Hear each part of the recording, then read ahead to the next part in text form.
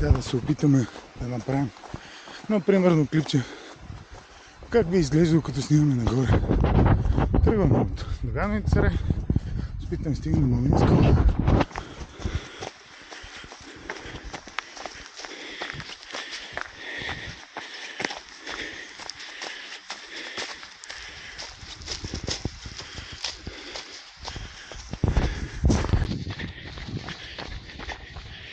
Тук пускаме надолу по батарията и вече сме се заплатили.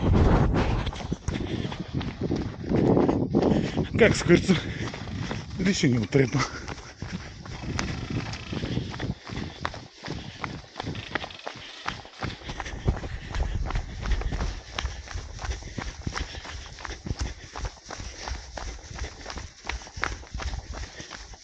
Тук мога да направим виражче като колело.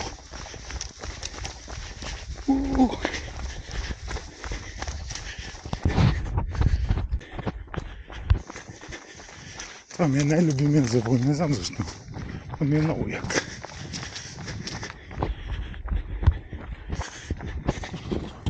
И се чувствам много бърз, докато го тичам. Ще видим после какво ще стане.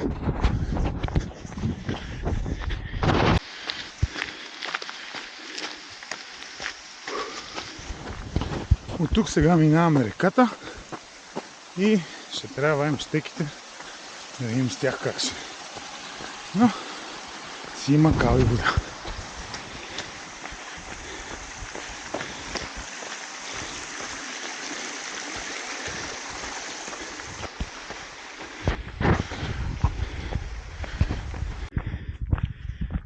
И сега ще ви покажа какво се предполага, че искам да го тичам. Е този камък. С този камък мога го качим пеша. Камо ли да тичам по този вир. Едва 3 км 700. Май съм малко червен. Ама ще мина. Продължаваме нагоре.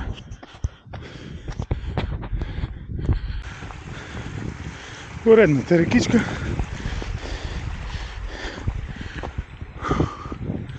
И поредния вир, към който се стремим. 4,6. Ушне на ниво. Абе един път сме. Ще видим как ще стане. Айде сега е малко кал. Да видим и още вир. Баси. На трън дали ще е така? Ма ще разберем. Малко починахме. Трябва да сме преведени в цвят. Вече пулса е само 120.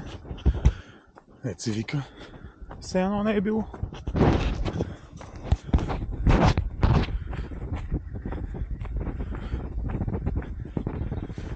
Сега да видим как се разкрие. Едно малко равно. Тук там се белее. Има се още сняг. Места. Добре. Майска снежна приказка.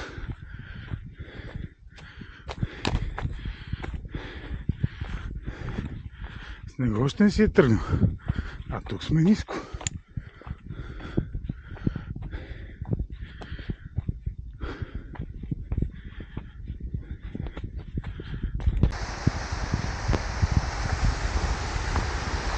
Зимна приказка.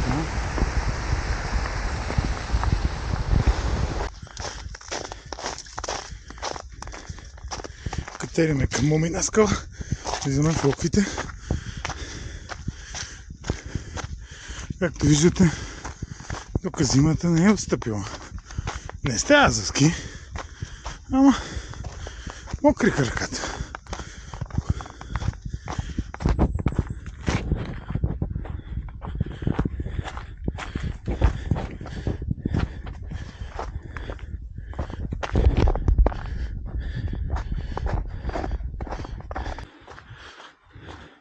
И хижа Момина скала.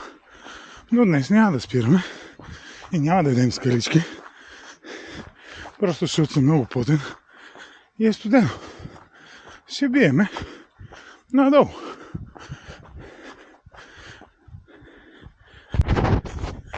Ето там се вижда копитото. Ето тук има една много яка гледка. И сега се опитам да фана тази пътека. Тук насам.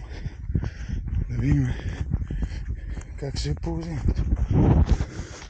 Защото има сняг по нея. Но се опитаме да побягаме. Деца вика пролетно да разходим ръката.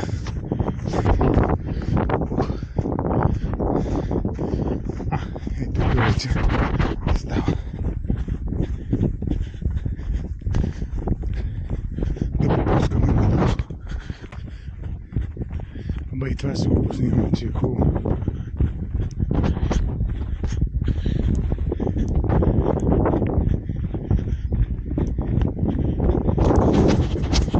Аз дали съм хубав? Ма да си гледам в краката, защото не се знае. Малко асфалтово тичане, като объркаш пътя. Е така. Ама сега ще слезем до дендрариума. Стигнахме дендрариума.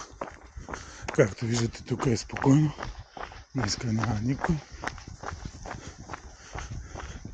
Езерцата са си тук.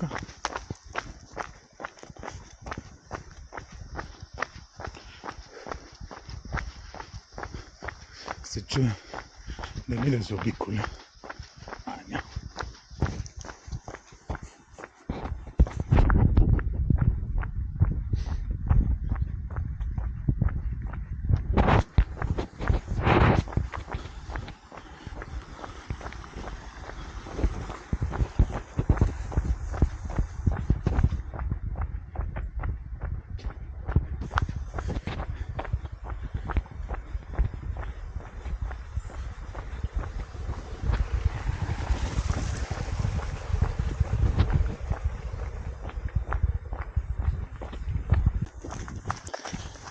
Почти стигнахме тихия път. Спускаме се бавно надолу. Тук по една скрита пътечка. След малко ще минем покрай забравен паметник. Дет се вика.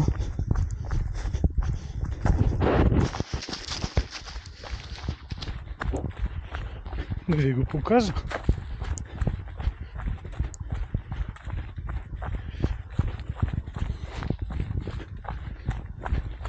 Може би па го предобрих много рано.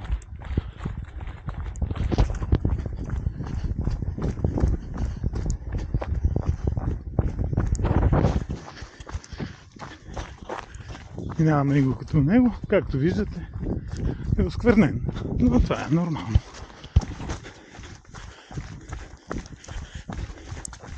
Сега излизаме на долната пътека под тихия кът.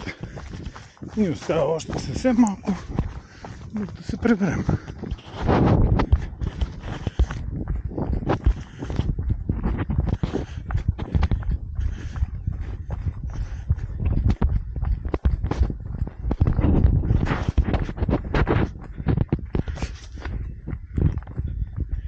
И као!